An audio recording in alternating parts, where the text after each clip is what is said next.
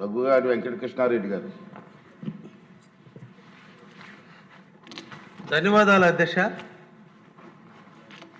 స్వాతంత్రం వచ్చిన దానికి ముందు, స్వాతంత్రం తర్వాత ఆంధ్రప్రదేశ్లో దాదాపు 27 ఇరిగేషన్కి సంబంధించిన డ్యాములు అయితేమి, ప్రాజెక్టులు అయితేమి, బ్యారేజీలు అయితేమి, ఎంఐ ట్యాంకులు అయితే చాలా ఉన్నాయి అధ్యక్ష. ఈ రోజుకి దాదాపు 943 టీఎంసీల స్టోర్ చేసే కెపాసిటీ ఉన్నటువంటి ఆంధ్రప్రదేశ్లో ఇప్పటికీ కూడా డ్యామ్ నిర్మాణం జరిగేటప్పుడు ఏ ఆయకట్టు అయితేనే స్థిరీకరించి స్టెబిలైజ్ చేశారో అదే ఆయకట్టు ఇప్పుడు కూడా రికార్డ్స్లో కొనసాగిస్తున్నారు అధ్యక్ష. తర్వాత ప్రభుత్వ అవసరాల కోసం రోడ్ల కోసం ల్యాండ్ తీసుకున్నారు, ఇండస్ట్రియల్ సెక్టర్ కోసం ల్యాండ్ తీసుకున్నారు, ప్రైవేటు వ్యక్తులు రియల్ ఎస్టేట్ వ్యాపారం కోసం అన్నిటినీ కూడా ల్యాండ్లు తీసుకున్నారు, పోర్ట్లు వచ్చినాయి. ఈరోజు రకరకాల అవసరాల కోసం ఇరిగేషన్ ల్యాండ్ని ప్రభుత్వాలు ప్రైవేటు వ్యక్తులు తీసుకున్నప్పుడు వీటిని ల్యాండ్ కన్వర్షన్ యాక్ట్ 2006 కింద వ్యవసాయేతర భూమిగా మార్చినప్పుడు, ఏ భూములైతే వ్యవసాయ భూములు అయి ఉన్నాయో వాటిని వ్యవసాయేతర భూములుగా మార్చినప్పుడు ఇరిగేషన్ డిపార్ట్మెంట్ వారు వాళ్ళ డిపార్ట్మెంట్ పరిధిలో ఉన్నటువంటి ఆయకట్టు ల్యాండ్ని తగ్గించాల్సింది పోనిచ్చి ఇప్పటికి కూడా ప్రభుత్వం రిక్కల ప్రకారం ల్యాండ్ కన్వర్షన్ అయినటువంటి ల్యాండ్ను కూడా ఇరిగేటెడ్ ల్యాండ్గానే చూపించినందువల్ల డ్యాంలో వాటర్ తక్కువగా ఉన్న కాలంలో అలొకేషన్ చేసేటప్పుడు కొంతమంది రైతులకు అన్యాయం జరుగుతున్నటువంటి విషయాన్ని మీ దృష్టికి తీసుకురావాలనే ఉద్దేశంతో ఈ క్వశ్చన్ని మీ ముందు ప్రవేశపెట్టడం అధ్యక్ష. ఇప్పటికీ కూడా డ్యామ్ నిర్మాణాలు జరిగిన కాడి నుంచి ఒక్క సంవత్సరం కూడా ఆయకట్టు స్థిరీకరణలు జరగలేదు. దాదాపు లక్షల ఎకరాలు నాన్ కన్వర్షన్ ల్యాండ్లు అయిపోయినాయి.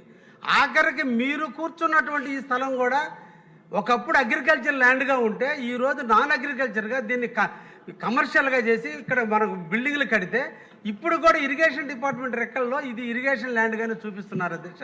ఇది ఎంతవరకు సమంజసమని మీ ద్వారా కన్సర్న్ మంత్రివర్యులు అడుగుతున్నాను అధ్యక్ష. ఇంకపోతే మా జిల్లాకు సంబంధించి అధ్యక్ష సోమశిల డ్యాము 75 టీఎంసీలతో 1989లో స్వర్గీయ ఎన్టీ రామారావు గారి కృషి వల్ల మా జిల్లాకి ఆ డ్యామ్ వచ్చింది అధ్యక్ష. 76 టీఎంసీలతో వాటర్తో ఉంటే ఆయకట్టు స్థిరీకరణ ఇప్పటికీ జరగనందువల్ల నెల్లూరు పట్టణం ఒకప్పుడు మున్సిపాలిటీ, ఈరోజు అది కార్పొరేషన్ అయింది అధ్యక్ష.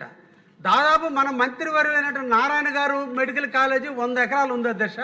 ఆ 100 ఎకరాలు కూడా ఇప్పుడు కూడా ఇరిగేషన్ ల్యాండ్ కిందనే రికార్డు చూపించినందువల్ల డ్యాంలో తక్కువ నీళ్ళు ఉన్నప్పుడు అలకేట్ చేసేటప్పుడు డెల్టా ప్రాంతానికి ప్రయారిటీ ఇచ్చే టైంలో ఈ అగ్రికల్చర్ ల్యాండ్స్ అన్నిటినీ కూడా చూపించినందువల్ల వాళ్ళకి వాటర్ ఎక్కువ పోతుంది, ఐడి కింద ఉన్నటువంటి రైతులకు నీళ్లు తక్కువగా పోతున్నందువల్ల మేజర్ ఇరిగేషన్ కింద వచ్చేటువంటి వాటర్లో అలసత్వం వల్ల ఈరోజు సముద్ర పాలవుతున్న నీళ్లు.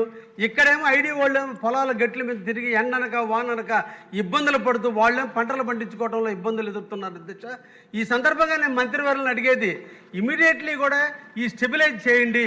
ల్యాండ్ కన్వర్షన్ పోయినటువంటి ల్యాండ్స్ ఏవైతే ఉన్నాయో వాటిని తీసేసి మిగతా వాటిని ఆయకట్టులో చూపిస్తే ఇంక కొన్ని వందల ఎకరాలు కొన్ని వేల ఎకరాలకి అదనపు ఆయకట్టు ఇచ్చేదానికి అవకాశం ఉంటుంది. కాబట్టి ఇరిగేషన్ అధికారులు, రెవెన్యూ అధికారులు, అదేవిధంగా అగ్రికల్చర్ అధికారులు ముగ్గురిని కోఆర్డినేట్ చేసుకుని కమిటీ వేసి తప్పకుండా దీన్ని స్థిరీకరణ చేస్తే రైతులకు అన్ని విధాల ఉపయోగకరం ఉంటుందని మీ ద్వారా మంత్రివర్యుల తెలియజేస్తున్నాను అధ్యక్ష. ధన్యవాదాలు.